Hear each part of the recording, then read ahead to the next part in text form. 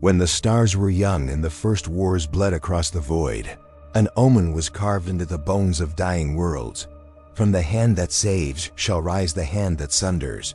It was a whisper, entombed beneath continents and sealed in vaults of silence, forgotten by all but the machines that dream in data. Yet as the Imperium groaned under sieges unending, that ancient warning stirred, sensing a soul it once foresaw. Captain Titus of the Ultramarines, hero of Graia, breaker of orcs, exemplar of discipline, walked unknowingly beneath its shadow. His deeds sparked hymns across liberated sectors, but with every victory came eyes that watched too closely. For those who guard purity with fanatic blades had begun to question the strength within him, the unnatural resilience, the surge of power that no codex could sanctify. And prophecy, like rot, smiles in quiet places. His trial of purity unfolded beneath the cold lumens of an inquisitorial oubliette, where chains hummed with psychic null fields and servo skulls whispered accusations. They demanded truth, yet shaped it to their will, claiming that no mortal should bear the strength he displayed on Graia. He felt the sting of doubt coil around him. Not his own, but there's men sworn to shield the Imperium, but eager to carve it apart to find corruption. Titus answered with the calm of a battle-scarred veteran, yet every word slid off their armor of suspicion. In the dark, he felt the first ember of betrayal take root, a silent wound deeper than any blade. Still, he did not bend. For beyond those stone walls he sensed a stirring, a presence vast and cold, as if the warp itself paused to listen. When the cell door finally opened, it was not freedom waiting, it was destiny sharpening its teeth.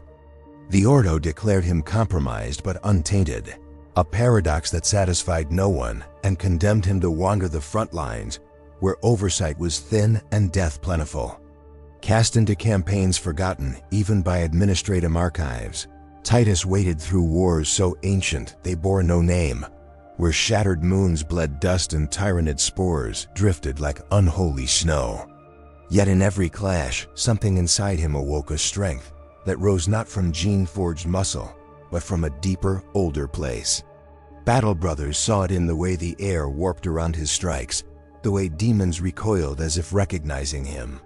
Rumors spread like wildfire through the ranks that he carried a shard of something divine or cursed or both. Titus ignored the whispers and fought on, but the galaxy has never been kind to those who do not fit neatly into the script written for them. And in the warp, a single eye began to open. When he crossed paths with the Grey Knights on the crimson fields of Kithaeron IV, their arrival felt less like reinforcement and more like judgment astride silvered armor. They descended upon the battlefield with sanctified fury, blades singing with caged lightning, severing daemonhood as easily as breath. Yet as they approached Titus, their formation slowed, hesitation rippling through warriors known for certainty. Their Justicar looked upon him with something dangerously close to recognition, an echo of a prophecy stored in Forbidden's vaults beneath Titan. Titus felt their scrutiny like the weight of a dying sun. They sensed what the Inquisition had feared, what even he had refused to name. But instead of condemnation, they offered a warning.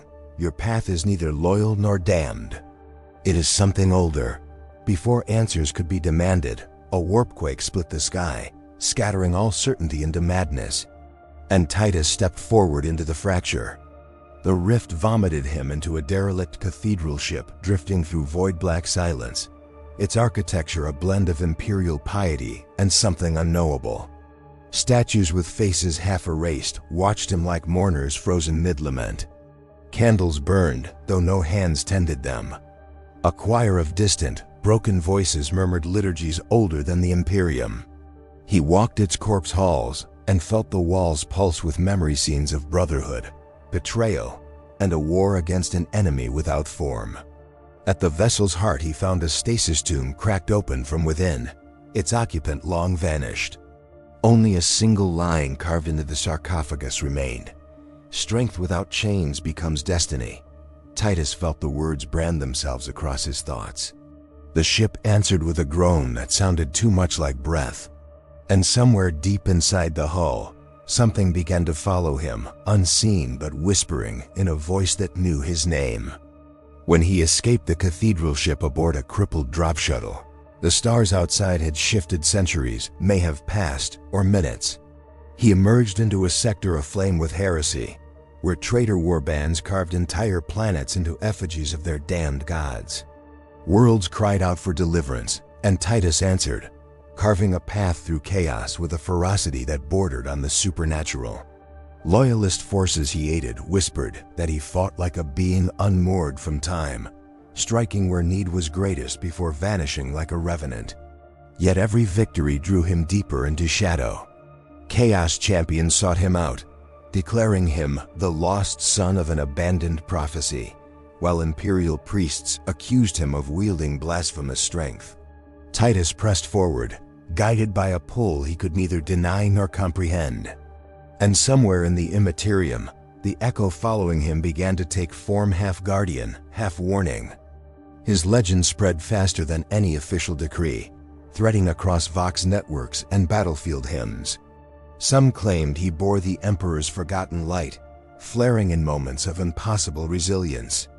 Others whispered darker tales, of demons halting mid-strike as though saluting an equal, of runes burning briefly along his armor like veins of ancient power. Each rumor bent the Imperium's gaze more sharply upon him. High Lords muttered of uncontrolled variables, while Inquisitors sharpened quills and blades alike.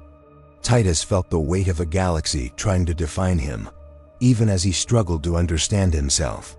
Yet amid the swirl of praise and suspicion, he found clarity in the suffering of ordinary soldiers. They looked to him not as a symbol or threat, but as a shield.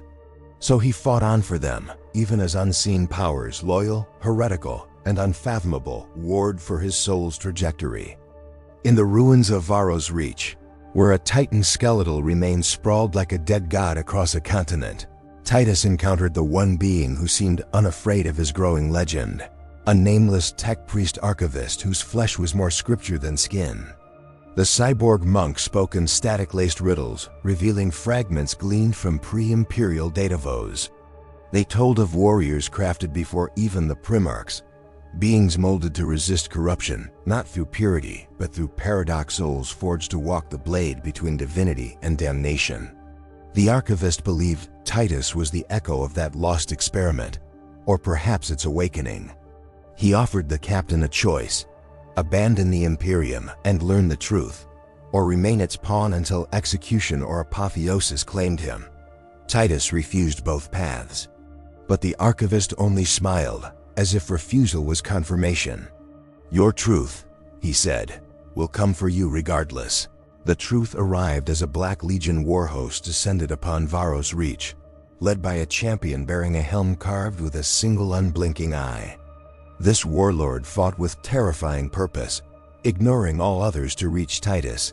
Their duel shattered war machines and scorched the sky, each blow echoing with ancient familiarity. The champion spoke his name between strikes, Etern Shard, a term the warp trembled to hear. He claimed they were kin not by blood, but by destiny engineered in forgotten eons. Titus denied it, fighting with every shred of loyalty he had ever sworn. But when their blades locked, he glimpsed memories not his own. Laboratories carved into mountains older than Terra, experiments that defied the Emperor's later designs, warriors who could reshape fate by refusing it. Horrified, Titus tore free, driving his sword through the warlord's chest. But even dying, the traitor laughed. "You were made to choose." Titus fled into the void aboard a gunship, damaged beyond safe travel, pursued not by enemies, but by revelations that gnawed at the edges of sanity. Dreams plagued him, visions of himself standing at the head of armies, neither imperial nor heretical, forces forged from the remnants of extinct civilizations. He saw a hand as hand-breaking chains of light and shadow alike. In waking moments, he felt the warp press against the hull like a curious predator. His own reflection distorted, eyes gleaming with an otherness that flickered and vanished. Unsure whether he remained loyal, corrupted, or something beyond either, he sought solitude upon a dead moon where even astropaths heard only static. But the moment his boots touched its dust-choked surface, sigils ignited beneath his feet, reacting not to corruption but recognition. The moon had been waiting for him, and the galaxy held its breath. Within the moon's catacombs, he found a vault sealed with mechanisms so old they predated Mechanicus records. As he approached, the locks unfolded like a blooming iron flower. Inside rested an armory of designs unknown to any faction armor that shifted like liquid metal, weapons humming with dormant intelligence, relics etched with alphabets that changed when observed. At its center floated a sphere of crystallized warp light, neither demonic nor holy, yet possessing a gravity that pulled at the marrow of his soul. When Titus reached out, it responded, shifting to match his heartbeat, resonating like a long-lost twin. In that moment he understood. Whatever he had become, it had not begun on Graia. His entire life had been a continuation of something older, something engineered to awaken in an age of breaking empires. But before he could grasp its purpose, the vault lights flickered. Someone else had entered. It was not an enemy nor ally, but the shadow that had followed him since the cathedral ship, a figure draped in robes woven from warp dust and starlight, its face a shifting blur of futures unchosen. It spoke in a voice layered with countless tones, male and female, human and not. "You stand at the hinge of history," it said. "The Imperium will call you heretic. Chaos will call you brother, but you are neither. You are the question the galaxy has forgotten to fear." Titus demanded to know what he was meant to choose, what destiny these entities sought from him. The figure only extended a hand. "Not choose," it whispered. "Remember." Before he could speak, the sphere in his grasp pulsed violently, sending a shudder through reality. The vault cracked, the moon groaned, and time itself twisted like a wounded beast. As the chamber collapsed around him, Titus was cast into a storm of fractured timelines, visions of futures where he saved the Imperium, others where he damned it, still more where he transcended both. He saw himself crowned in gold and draped in ruin. He saw himself slain by ultramarines who once called him brother. He saw a galaxy reshaped by choices he had not yet made. The sphere shattered, releasing a surge of energy that fused with his armor, his flesh, his very being. When he finally emerged from the ruins, the stars looked different, closer, watchful. Vox signals whispered his name in fear and reverence alike. Somewhere across the galaxy, an inquisitor screamed as all her prophecy engines lit with his sigil. And Captain Titus, now neither hero nor heretic, felt a new presence stirring behind him, one that breathed his next word before he spoke it. The presence behind Titus spoke his breath before he exhaled it, a soft echo that caressed the back of his skull like a forgotten lullaby. Across distant battlefields, warriors of the Imperium stirred in their sleep as if awakening to an old grief they had never lived. Chaplains clutched their croziers tighter beneath flickering candles, whispering half-remembered catechisms to silence doubts gnawing at their faith. In shrines carved from the bones of extinct beasts, priests felt their prayers rebound hollow against vaulted ceilings, the God Emperor's light dimming by a fraction too subtle for novices to detect.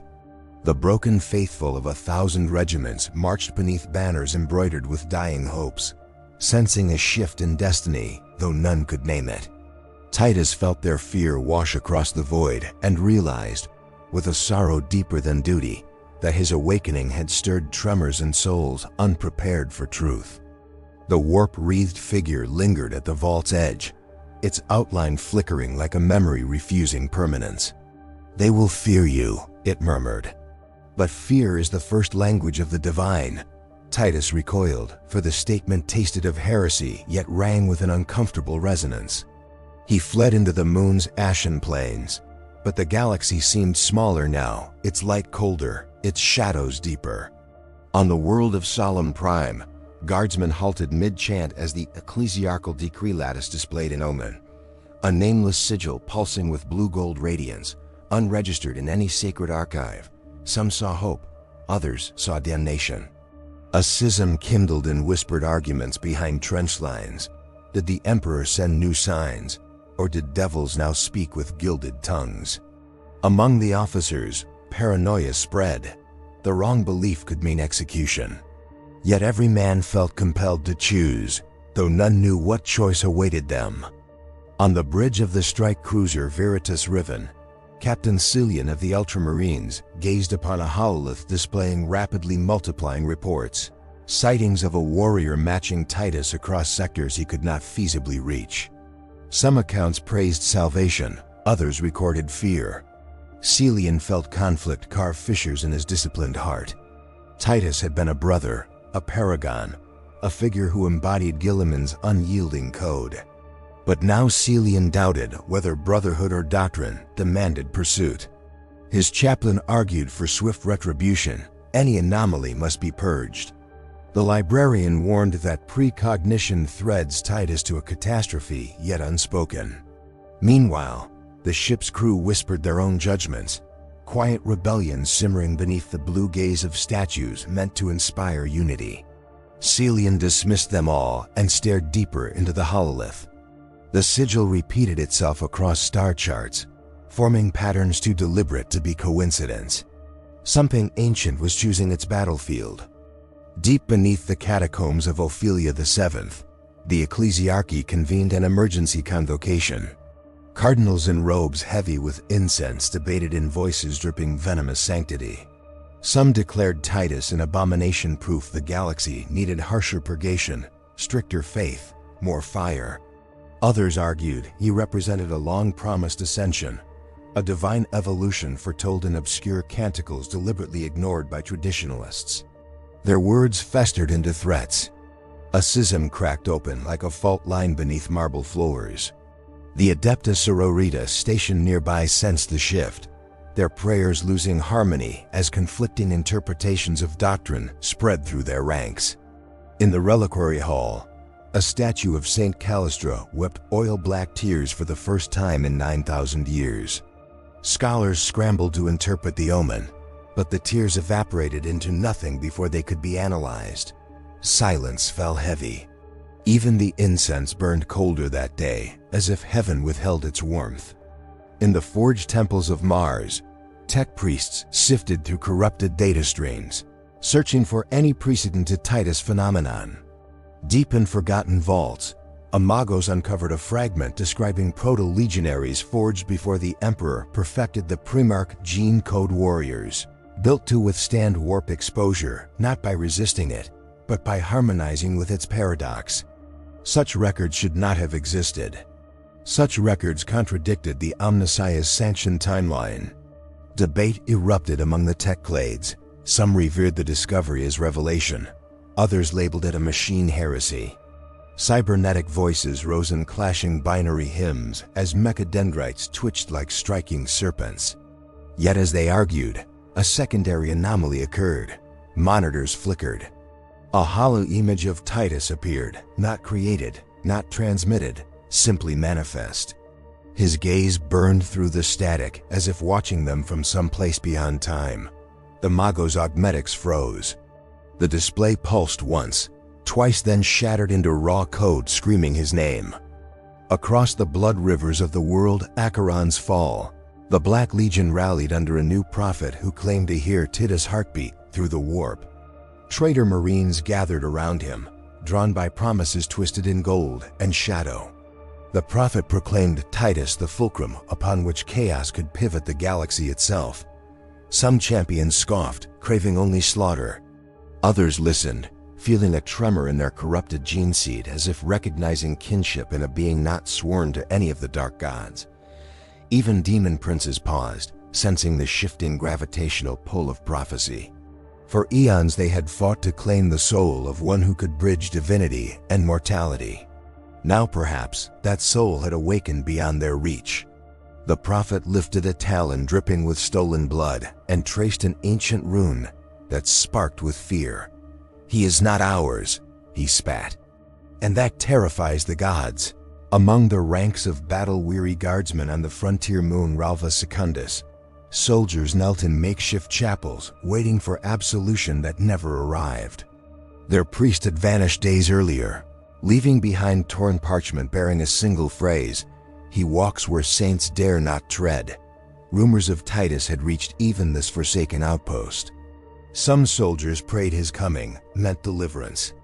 Others feared his presence would draw horrors worse than the tyrannids that stalked the crater valleys. Doubt slithered like smoke through their campfires. Brothers argued over whether faith meant obedience or discernment. Sisters of the camp's medical corps debated whether mercy still held meaning in a universe that punished compassion. When Vox signals screeched with a burst of static shaped like a heartbeat, entire platoons froze.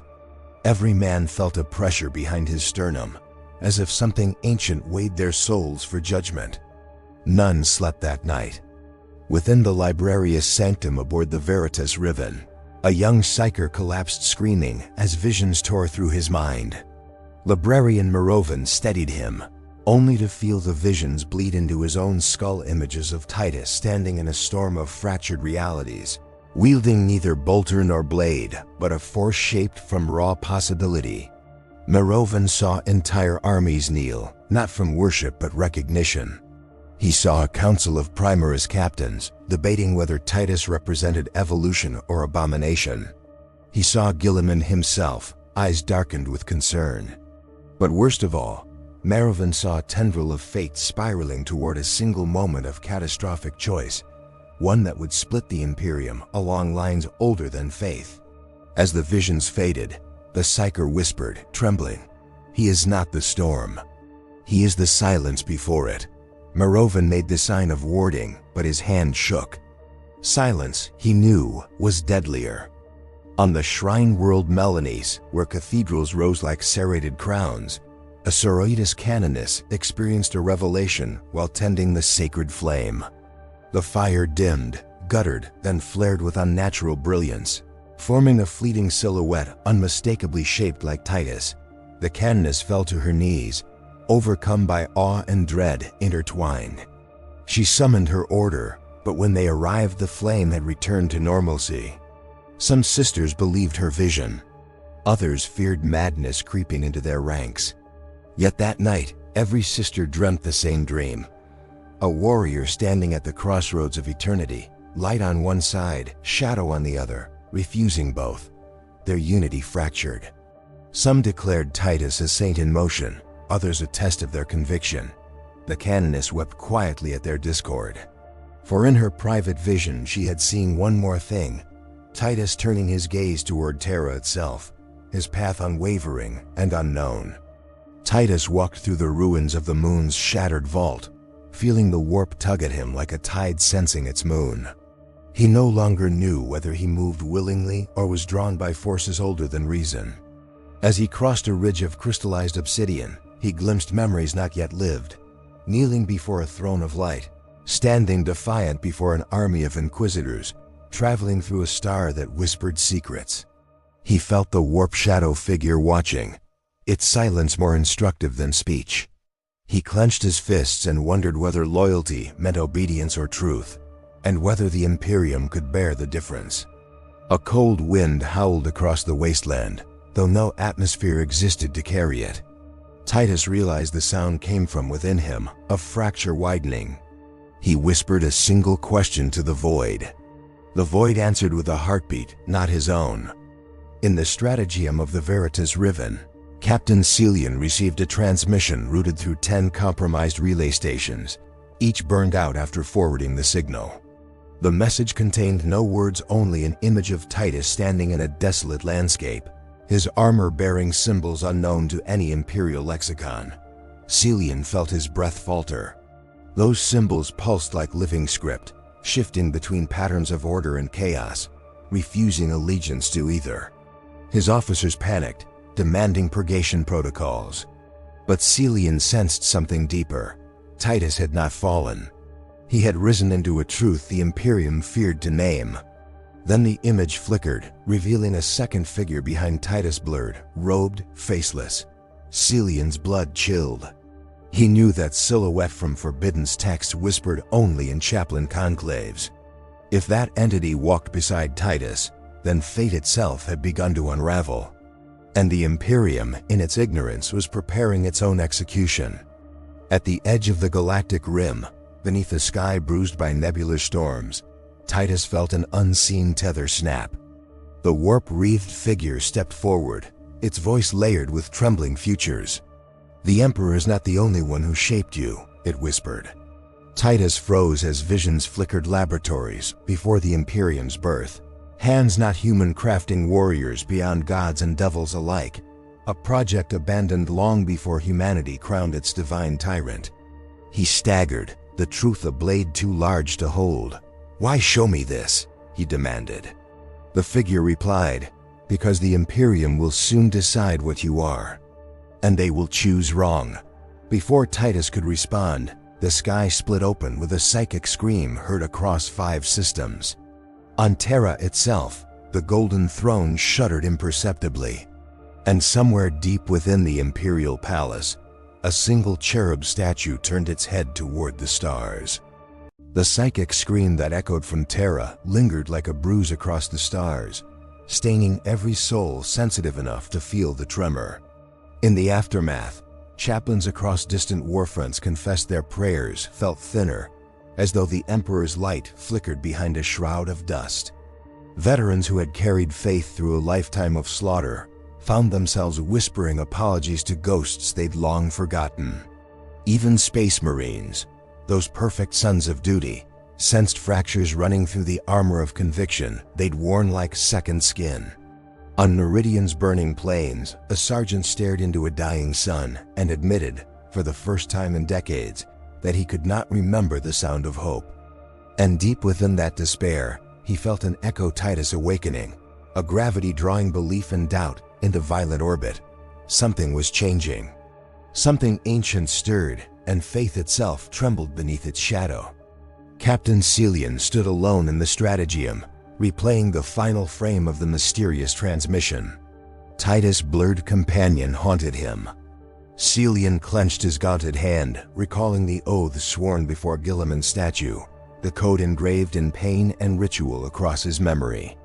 Yet now those vows felt brittle. He wondered if loyalty demanded blindness or if truth required treason. The ship hummed with tension. Rumors spread like wildfire among the crew. Some whispered that Titus had transcended, becoming a vessel of forgotten prophecy. Others believed he'd been claimed by the warp, his image a lure designed to fracture the Imperium. Celian's heart warred with itself, a conflict fiercer than any battlefield he'd walked. When he deactivated the hololith, he saw his reflection, uncertain, small, mortal. A shiver ran through him. For the first time, he feared that righteousness and damnation might share the same face. Across the blood-soaked shrine world of Melanius, the canoness knelt at the altar where the flame had once shaped Titus' silhouette. Though the fire now burned steady, she felt an absence heavier than presence. Her prayers could not rise. They sank like stones into a cold, bottomless ocean. She whispered litanies she'd known since childhood, but each sounded like a memory mispronounced. Sisters around her struggled as well. Arguments over doctrine erupted with uncharacteristic venom. Faith, once a weapon, now felt like a wound. Yet beneath her despair, the canoness sensed a terrible clarity. Belief had not abandoned them.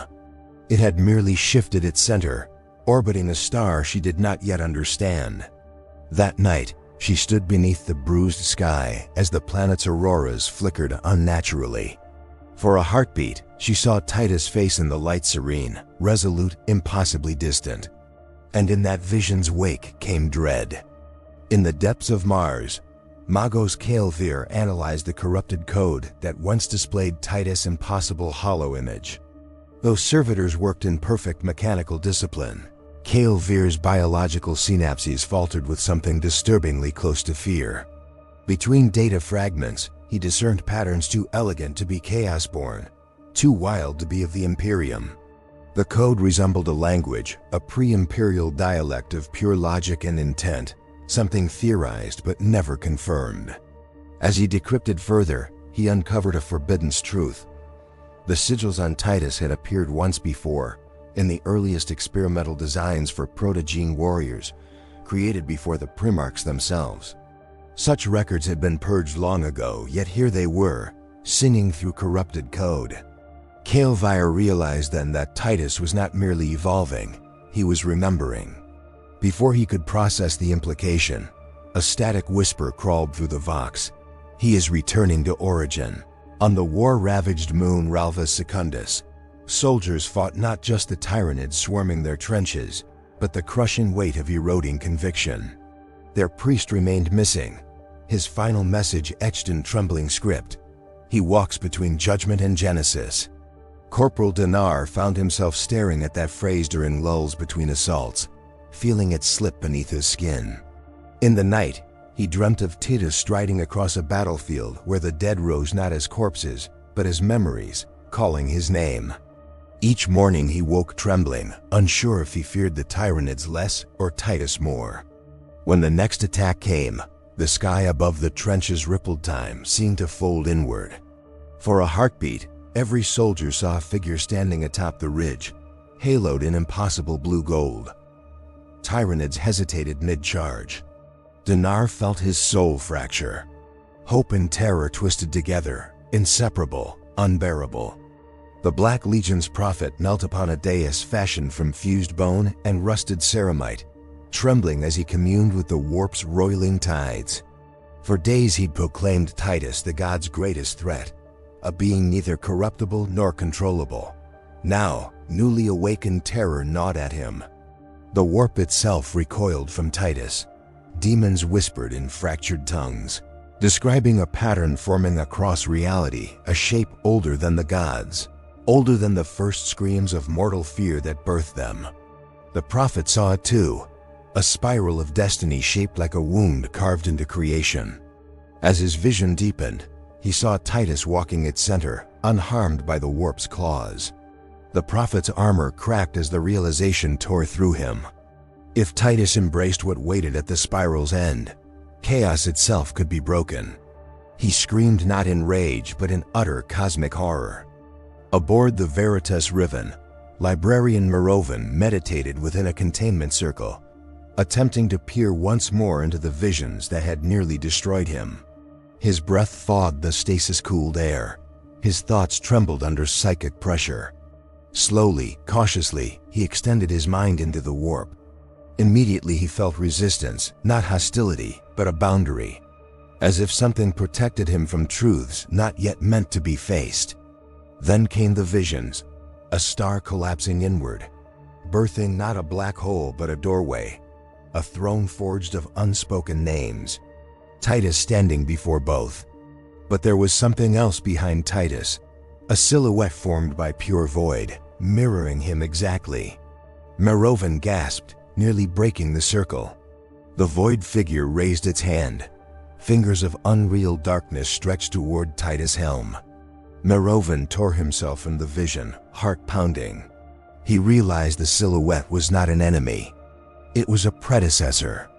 Titus walked through the abandoned vaults of the shattered moon, each step stirring ancient dust that drifted like fading memories. The warp-wreathed figure followed at a distance, silent, watching. Titus felt pieces of his past unraveling, not forgotten, but rewritten by clarity he did not ask for. He remembered his creation, understood fragments of design buried beneath a lifetime of duty and war. He felt the pull toward Terra, toward the Emperor, but the pull now felt like a question rather than a command. As he passed a broken archway, he saw visions etched into its crystalline surface. Warriors like him, older, impossible, erased from history. Their eyes burned with purpose neither divine nor damnable. Titus touched the carvings, and they responded with warmth. The warp figure whispered, "You were not the first, but you may be the last." Titus felt destiny tighten around him like armor. On the shrine world, the canoness found her sisters gathered at dawn, their expressions hollow. Overnight, an entire company had experienced the same dream, a battlefield of light and shadow where Titus severed a chain linking humanity to something immense and unseen. The canoness realized this dream was not symbolic, it was prophetic. She opened the reliquary and removed a forbidden text sealed generations ago, a chronicle speaking of humanity's first engineers, architects of living stars and soldiers, shaped from potential rather than flesh. The text described a lineage lost, buried beneath the throne of gold. Her heart froze. Titus was not their future. He was their past resurfacing. The ground trembled. Outside, the planet's auroras twisted into spirals resembling the forbidden sigils. The sisters fell to their knees. The canoness clutched the text, knowing revelation had become threat. And threat, in the Imperium, demanded fire. In orbit above Meridian, Celian finally spoke aloud the fear that gnawed his soul. What if the Emperor knew? The words felt treasonous, yet liberating. He studied the fragmented transmission again, noticing details he previously overlooked. Titus' stance was not defiant or corrupted, but burdened, as though carrying a truth too heavy for lesser minds. Celian considered contacting Guilliman, but doubt clenched his heart. Would the Primarch destroy Titus to preserve order? Would he bury a truth that threatened the Imperium's foundations? Or had even Guilliman been blinded by a lie sculpted over millennia? Celian trembled as he realized loyalty no longer guided him. Conscience did. And conscience whispered that Titus must not be hunted, but found. As he prepared to alter course, sensors blared a vessel approached, broadcasting no codes, its silhouette identical to the ancient prototypes from Mars Forbidden's archives. Deep within the warp, unseen by mortal eyes, the gods stirred uneasily. Something moved beyond their reach, threading through reality like a blade through silk. Countless demons shrieked as their forms destabilized, their essences distorting around an approaching presence. At the center of this disturbance walked Titus, not physically but conceptually, his existence bleeding into realms he was never meant to touch. He felt agony, not his own, but the warp's. Where he walked, corruption recoiled. Where he breathed, lies crumbled. Time folded around him, revealing fragments of an origin older than mankind's ascent. He saw figures crafting warriors who could walk between matter and meaning, guardians against horrors not yet born. When he emerged from the vision, he stood atop a cliff of fractured reality, the warp-wreathed figure waiting. "You are awakening," it said. Titus whispered, "Then tell me what I am." The figure smiled. "You are the correction." As the final veil thinned, the truth unfurled with the elegance of a blade drawn in silence. Titus stood upon the moon's highest ridge, gazing into a sky where constellations warped into ancient symbols. His armor shifted, glowing faintly with patterns matching the Forbidden's proto-gene records. The transformation was subtle, yet terrifying, his silhouette sharpening, his presence deepening, his essence resonating with a frequency that bent reality. Across the galaxy, psychers collapsed, whispering, "The forgotten heir." On Terra, the Golden Throne shuddered again, this time violently enough to crack marble. Lights flickered across the Imperial Palace. Cherub servitors wept oil.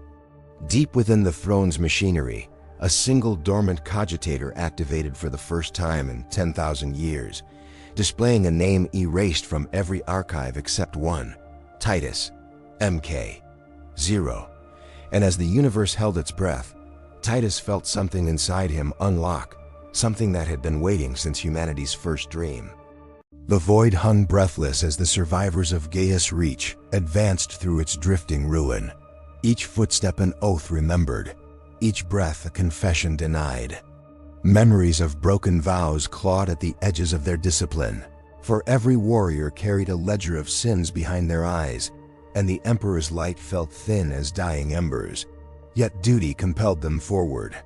The chaplains whispered litanies heavy with unspoken grief, their voices trembling like cracked cathedral bells. Above them, orbital bombardments flickered like distant thunderstorms, lighting the void in bruised gold. 1,000 lost campaigns whispered beneath the silence, urging them to march despite hearts lingering at the brink of surrender. In the stillness before the next onslaught, even the air tasted like morning. But they moved forward because turning back meant facing ghosts that bore their names. And ahead, fate sharpened like a blade hungry for unfinished blood. Whispers of treachery clung to the shattered outposts like frost, seeping into armor joints and the cracks of ancient walls. The faithful felt them before hearing them, a subtle trembling in the soul that warned of betrayal crouching in shadowed corners. Priests walked among the ranks, their censers trailing golden smoke to mask the stink of fear, but incense could not sanctify what had already begun to rot. Battle reports arrived in fragments, half-burnt data slates, hinting at impossible victories and heresies unfolding simultaneously. No one knew which to believe. Some soldiers clung to the idea that truth still existed. Others accepted that reality itself had begun to fracture. Yet all marched as though absolution waited at the campaign's end. Captain Titus remained unspoken among them, for his name had become a paradox, both beacon and warning. And in the silence surrounding it, destiny coiled like something awakening. Shattered moons orbited silently overhead, their fractured forms glowing like wounded saints watching with hollow eyes. Beneath their pale glow, warriors trudged through dust that tasted of old civilizations, each grain a memory ground beneath the heel of empire. The psychers walked with bowed heads, hands trembling as visions clawed through their minds, visions of choices made in forgotten wars, of oaths that once seemed unbreakable, now lying lifeless and cold. Their warnings grew more erratic, timelines unraveling, loyalties shifting in unseen chambers. Still, none dared halt. The silence felt staged, as if the galaxy inhaled deeply before screaming. Skies pulsed with faint warp shimmer, as if reality strained under truths too vast to remain buried. Every soldier carried the sense that their next step might carry them into revelation or annihilation. But they advanced, unwilling to surrender ground to dread. For faith, though fading, demanded motion. The quiet before dawn felt unnatural, strained, as if creation itself hesitated. Camps stood half-lit, candles sputtering against cold air, thick with the perfume of burned offerings. Veterans sharpened blades with mechanical steadiness, each stroke a ritual meant to drown memories. They spoke little. Words had become dangerous. Every conversation risked exposing doubts that spread like cracks through a fortress wall. The librarians kept watch at the perimeter, their senses stretched across the veil, reading distortions in the warp like bruises beneath skin. They felt guilt lingering among the troops' guilt of old decisions, of brothers lost, of battles survived at too great a price. Yet they also sensed something vast approaching, a pattern older than the Imperium, threading through their fate. When the morning star rose, bleeding red light, all felt a tremor in their souls. Something had shifted. Something had chosen them for ruin or revelation. As the battalions advanced into the Obsidian Valley, the land itself seemed to recoil. Monoliths bearing forgotten sigils jutted from the ground like the bones of dead titans, humming with ancient malice. Every footstep sent ripples through the dust, awakening echoes neither human nor Xenos. Many felt watched by unseen intelligences, their gaze colder than voidstone. Chaplains ordered hymns, but the words faltered, swallowed by oppressive silence. Titus's shadow loomed across every thought. His exile, a wound the Imperium refused to cauterize. Some whispered he had returned, others feared he never left. The truth remained locked beneath secrecy older than their bloodlines.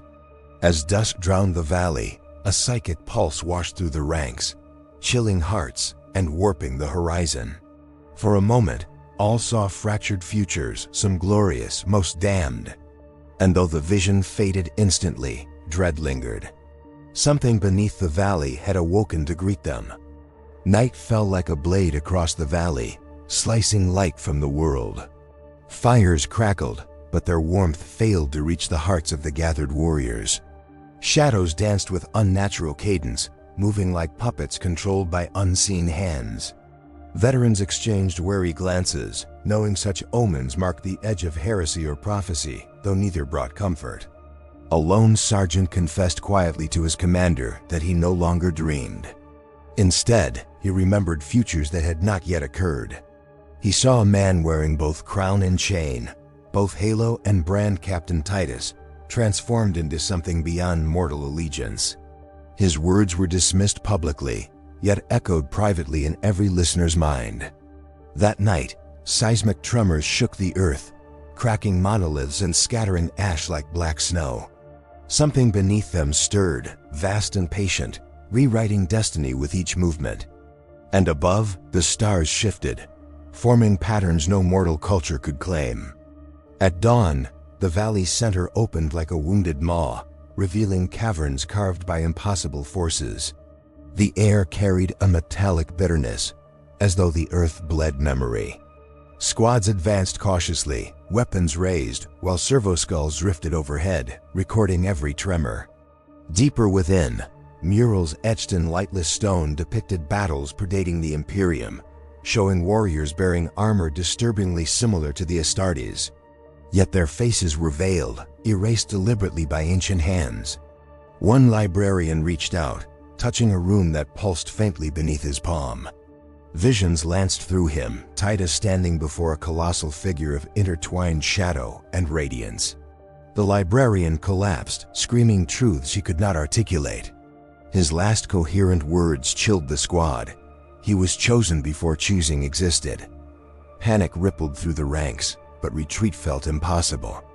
The murals shifted subtly in the torchlight, as though reacting to their presence, rearranging themselves into grim expectations. The caverns deepened into abyssal halls, each chamber whispering with lost ages.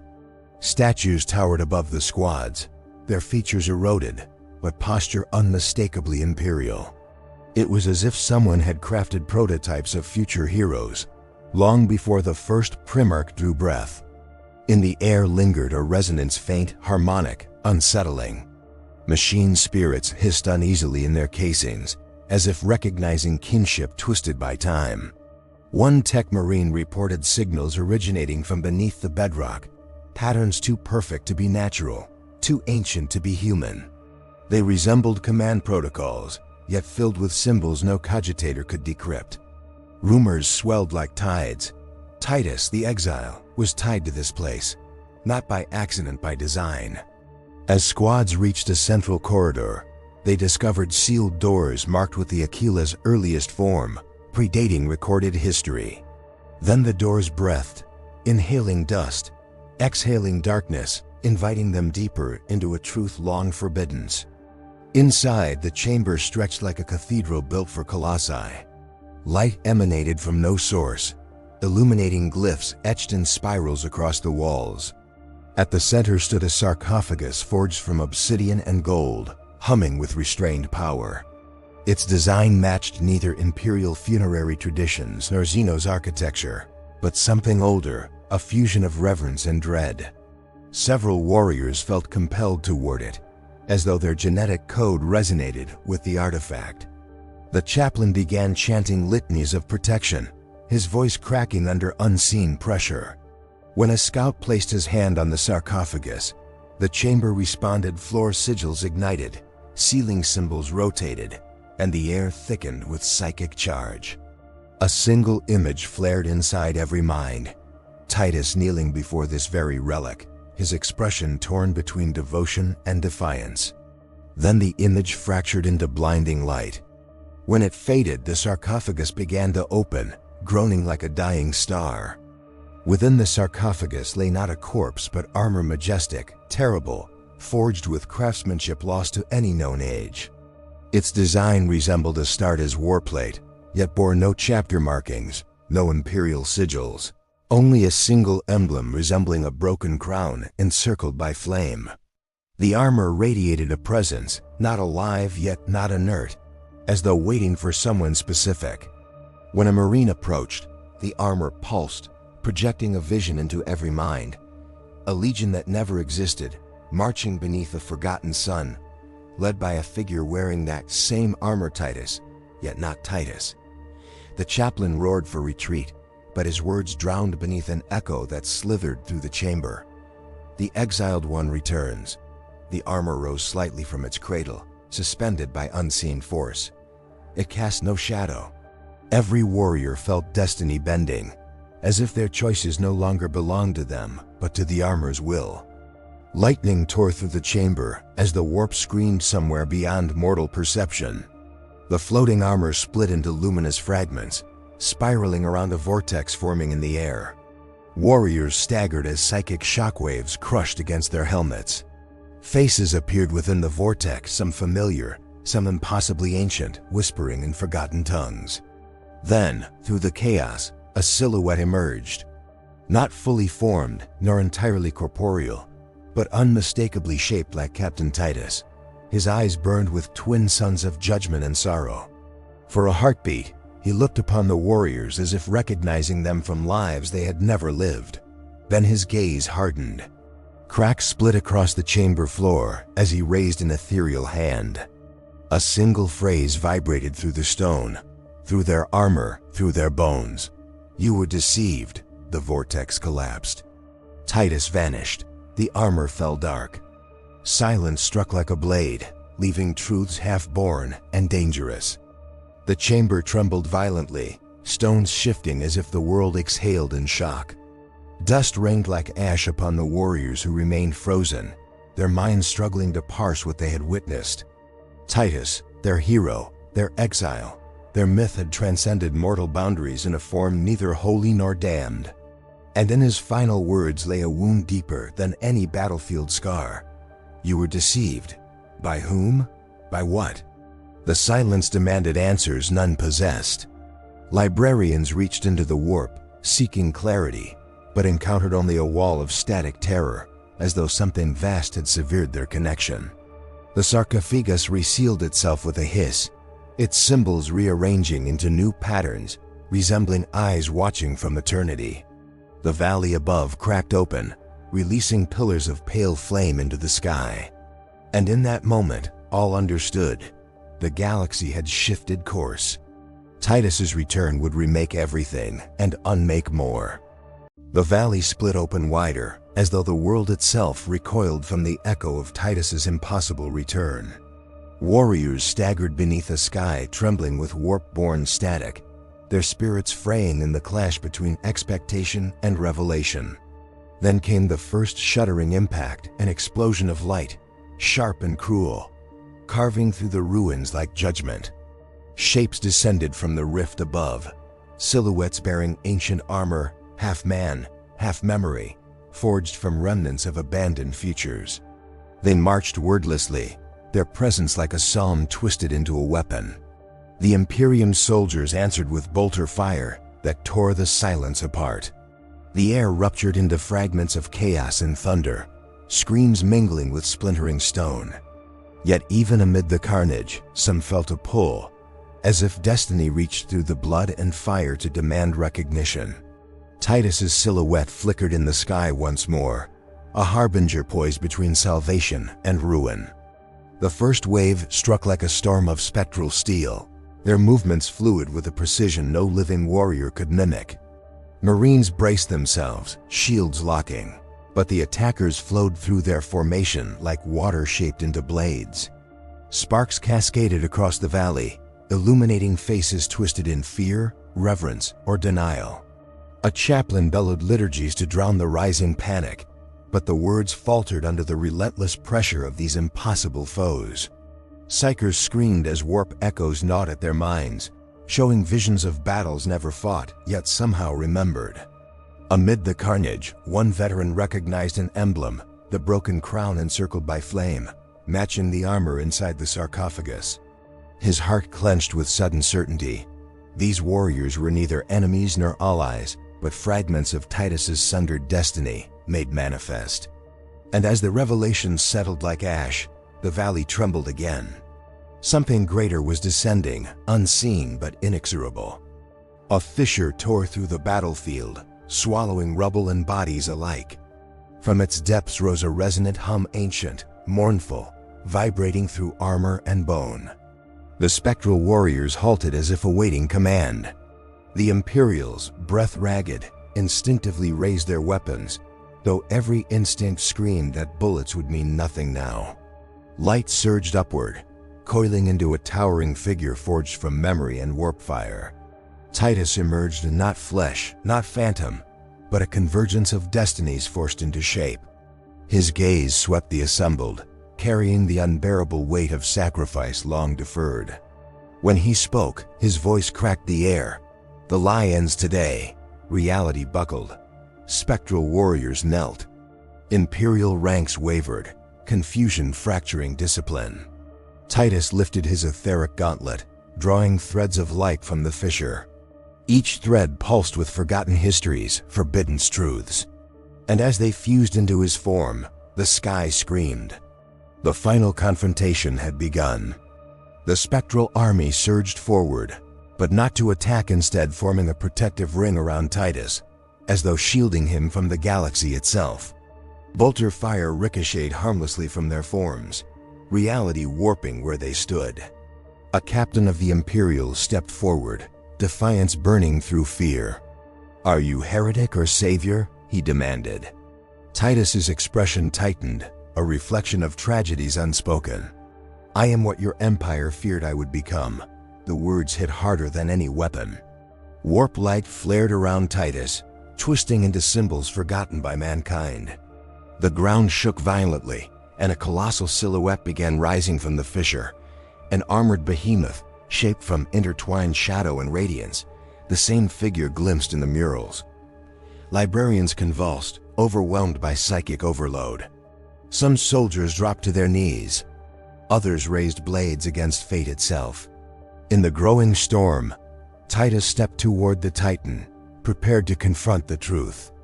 The Titan's form clarified, massive wings of burning script unfurled behind armor, sculpted from cosmic ruin. Its presence collapsed syllables of reality into silence. Every warrior felt its gaze, an intellect vast enough to crush planets simply by forgetting them. Titus stood before it, dwarfed yet unyielding. Memories surged into him, battles erased from historical record, legions that never existed, choices rewritten by unseen hands. He staggered but steadied himself, gripping the last remnants of his will. "Why was I chosen?" he whispered, voice trembling. The Titan's reply echoed without sound, vibrating through marrow. "You were forged to correct what we broke."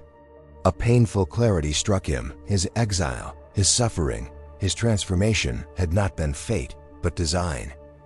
Betrayal orchestrated on a cosmic scale. Rage and sorrow fused within him. Through gritted teeth, he declared, "No more." Warp flames exploded outward, igniting the battlefield in luminous devastation. The explosion hurled warriors across the valley, their armor scraping against stone as psychic heat consumed the air. The Titan staggered, its burning wings dimming, but not extinguished. Titus lunged, wielding no weapon except raw will made manifest. Each strike against the Titan cracked the sky, splintering constellations into fractured reflections of themselves. The spectral warriors joined him, their forms dissolving into streams of radiant energy that bound themselves around Titus like ancestral guardians. The Imperials watched in horrified awe as the battle transcended flesh, becoming a duel fought in memory, faith, and defiance. The Titan retaliated, unleashing tendrils of oblivion that consumed anything they touched. Titus endured, screaming against creation's weight. With one final surge, he drove himself into the Titan's core. Light erupted, blinding, roaring, infinite. Only drifting motes remained where Titan and warrior collided, suspended between existence and erasure. A shockwave tore across the valley, flattening monoliths and shattering ancient stone. Those who survived struggled to rise, vision blurred by the afterimage of impossible radiance. The spectral warriors had vanished entirely, their light extinguished like candles crushed beneath a storm. At the epicenter of the devastation lay a single crater, vast and smoldering. Within it, fragments of golden and obsidian armor flickered weakly, pulsing with fading warmth. "Titus," someone whispered, though no living form remained. Priests approached, hesitant, fear mingling with reverence. The warp had gone eerily silent, an absence more terrifying than its chaos. Psychers sensed no lingering presence of the Titan, nor of the warrior who confronted it. Only emptiness. A chaplain dropped to his knees, overcome by grief and awe. For the first time, certainty dissolved. Had Titus fallen, ascended, or become something beyond understanding? No answer came. Only the quiet breath of aftermath. Ash drifted like morning snow across the battlefield as survivors gathered around the crater. The valley no longer trembled. Instead, it exhaled a weary stillness, as though relieved that its ancient burden had finally been spent. Tech Marines sifted through the remains of the obsidian armor, fingers trembling despite mechanical augmentation. Each piece hummed faintly, resonant with fragments of Titus's will. "He's not gone," one murmured, though he could not say why. Librarians pressed their hands to the cracked earth, sensing echoes distant, fractured, fading. They felt Titus's final cry resonate through the warp, a warning left unfinished. As squads prepared to withdraw, lightning rippled through the clouded sky, but produced no thunder. Instead, faint whispers drifted on the wind, voices layered, ancient, unbound. Some swore they heard their own names spoken in tones both familiar and alien. Others heard nothing at all, and found that more disturbing. Night reclaimed the valley with unsettling haste, shadows clinging to armor and stone like living things. Fires flickered weakly, casting fractured silhouettes across the ruins. Survivors spoke softly, sharing fragmented interpretations of what had transpired. "He fought for us," some insisted. "He defied all," others countered. Debate shifted into tension, then near violence, as interpretations of Titus's final act diverged sharply. Belief itself began to fracture. Chaplains attempted to restore unity, but their litanies felt hollow. For beneath every word lurked a new, terrifying uncertainty. If Titus could transcend fate, then fate was no longer immutable. A librarian suddenly gasped, collapsing as psychic static clawed at her mind. Through trembling lips, she whispered a final warning. "He's not alone." The fires guttered as the wind died. Across the valley, monoliths began to hum again softly, rhythmically like a heartbeat awakening beneath the earth. At dawn, the ground shuddered once more, though nothing emerged. The monolith's humming ceased abruptly, as if the world reconsidered revealing the truth. Patrols scoured the crater, but found only dust where Titus's essence had once burned. Some felt relief, others felt betrayal. A small contingent proposed carving a memorial to mark his sacrifice, but many refused. For what? A sergeant muttered, "We don't know what he became." The debate grew harsh, dividing brother from brother. The commander's voice broke through the discord. "We honor the warrior, not the mystery." Yet even he hesitated. As they prepared to depart, a soft pulse echoed across their comms, faint, rhythmic, undeniably deliberate. Coordinates followed. Unknown origin. Untraceable signature. The pattern repeated, 3 pulses, then silence. One Marine whispered, trembling, "It's him." No one dared respond. Fate's hand hovered once more, reshaping the path none had chosen. Retreating from the valley, the surviving companies marched beneath a sky bruised by lingering warp scars. Each step felt heavier, burdened by knowledge too vast to articulate. Rumors spread faster than orders. Titus lived. Titus ascended. Titus betrayed. Titus saved. None could agree. And in that disagreement, something fundamental cracked. Faith strained under the weight of contradiction. The chaplains warned that division would doom them more surely than any Xenos blade, but even their voices lacked conviction. Far behind the marching lines, the valley exhaled one final breath, a ripple of distortion bending light as if acknowledging their departure. For a heartbeat, several Marines saw a figure standing at the ridge, tall, armored in shifting radiance, neither alive nor spectral. When they blinked, it vanished. None spoke of it. But every warrior knew the truth. The story was not ending. It had only paused, waiting for its next wound. Far from the valley, aboard the extraction vessel, the air grew cold with a sudden unnatural stillness. Cogitators flickered. Auspex readings scrambled. The ship's chapel lights dimmed to a dull funereal glow.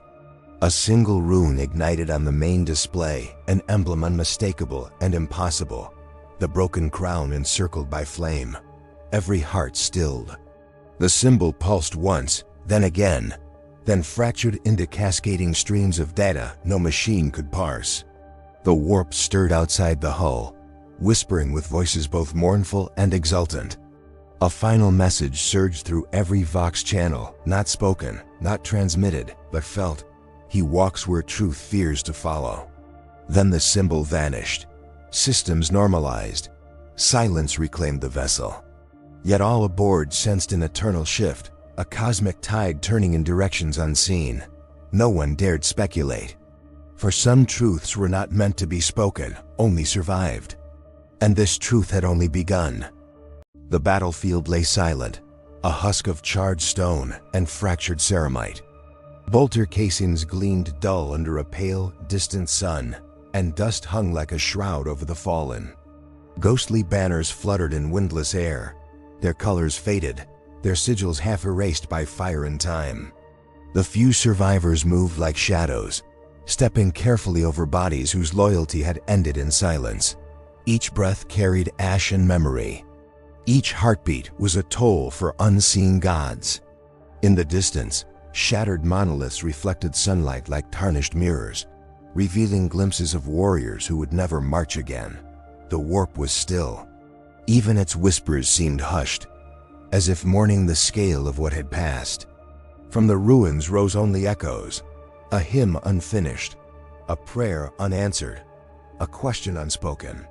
And in that quiet, one thought lingered among the living. What is the cost of endurance when hope is a ghost? Ruined cathedrals lined the hills, their stained glass fractured, shards reflecting light across cracked pews. Smoke still clung to vaults that had witnessed centuries of devotion, yet now felt abandoned, sacred spaces emptied of purpose. Servitors moved mechanically, sweeping dust and debris, unaware of the lives lost or the echoes of heroism that lingered in the shadows.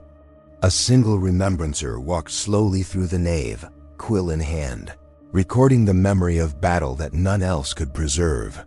His ink traced lines on parchment that would endure long after voices were silenced, capturing glimpses of devotion, despair, and sacrifice. He paused at a shattered altar, tracing the edge with trembling fingers, imagining prayers long forgotten.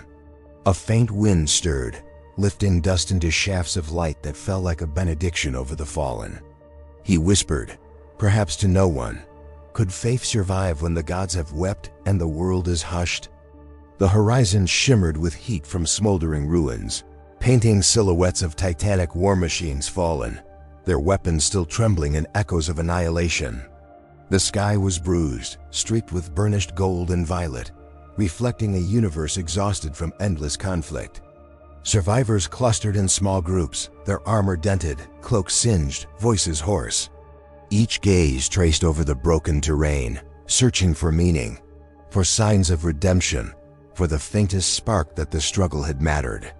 The remembrancer sketched quickly, capturing the geometry of shattered walls, the alignment of fallen banners, the silent expressions on masks frozen in agony or defiance. He paused, feeling the weight of time itself pressing against his skull, and recorded one thought. The universe endures, yet the souls who serve it may not. And in the quiet aftermath, the question whispered across ruined landscapes, is endurance itself a triumph, or only the slow decay of hope beneath eternity's gaze? Among the smoking ruins, the river of blood had cooled into a reflective sheen, mirroring fractured spires above. The survivors stepped lightly, as if afraid to disturb the memory embedded in the mud, the ash, the twisted metal. A lone chaplain trailed behind, his robes streaked with soot and streaked with tears, fingers clutching a reliquary that no longer burned with divine certainty. He muttered prayers that fell unheard, prayers for the dead, prayers for the living, prayers for the silent witness of stars above. The remembrancer paused to ink a final sketch of the river's surface, reflecting battered banners and a single Astartes helm, cracked and empty. Shadows pooled like ink, bleeding into the soil. The question arose, unanswerable. Does duty matter when the universe itself forgets your struggle? He pressed on, his steps careful, knowing the record he wrote might be the last evidence of honor in a cosmos that has already moved on. Distant moons rose, pale and indifferent, over fields littered with wreckage. Smoke curled lazily from broken engines, drifting through shattered battlements. Every ruined machine and fallen figure seemed frozen in time, an eternal reminder of the cost of endless war. The remembrancer sketched a sergeant kneeling atop a pile of debris, a banner clutched to his chest, face obscured beneath a cracked helmet. He captured the solemnity of that final posture, knowing the soldier would never rise. Even the animals that once grazed these plains had fled or died, leaving silence only occasionally broken by the whisper of wind through twisted metal. And in that silence, he sensed the universe itself exhaling after a long and exhausting wail, the remnants of faith and courage scattered like dust motes in the sun. The ink traced one question across the page: can sacrifice ever be weighed if no one remains to remember? Across shattered cathedrals and broken citadels, banners hung limp, blackened by fire and disuse. Their sigils had once inspired devotion, yet now they trembled faintly in the absence of worshippers. A single choir of echoes lingered, resonating from vaults where incense once suffused the air.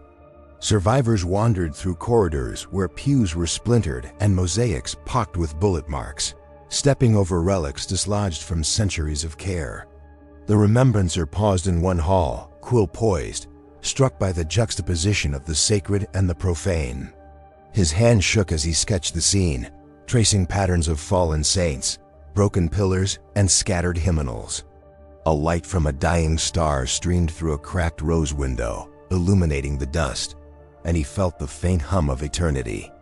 And he wrote the last line: "Even silence bears witness, yet it answers none."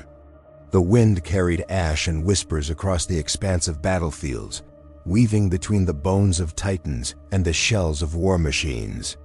It smelled of smoke, ozone, and the faint tang of blood long dried.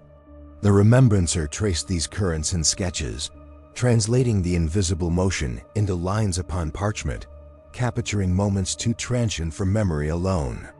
He noted the frozen expressions of those who had fallen standing, the subtle bend of a banner caught mid-flutter, the tilt of helmets gazing skyward in final defiance. Even the celestial light above seemed subdued, muted, as if the stars themselves paused to mourn. And in the quiet hum of space, one unresolvable thought echoed through the pages: is endurance a blessing or a sentence? The remembrancer did not answer, leaving the question to hang, suspended like a sigh over ruined worlds. Silence became its own monument. A ruined cathedral loomed against the sky, its arches cracked, spires jagged, roof partially collapsed. The once resplendent mosaics reflected dim twilight, marred by soot and erosion. Shadows pooled in the corners where kneeling statues had been shattered, and wind whispered through broken stained glass like muted litanies. The survivors moved cautiously, stepping over the remnants of centuries, over faith eroded and battle endured. The remembrancer's quill moved steadily, capturing the melancholy geometry of devastation, the echo of prayers lost. A faint light fell across a shattered altar, illuminating dust suspended in air like frozen incense.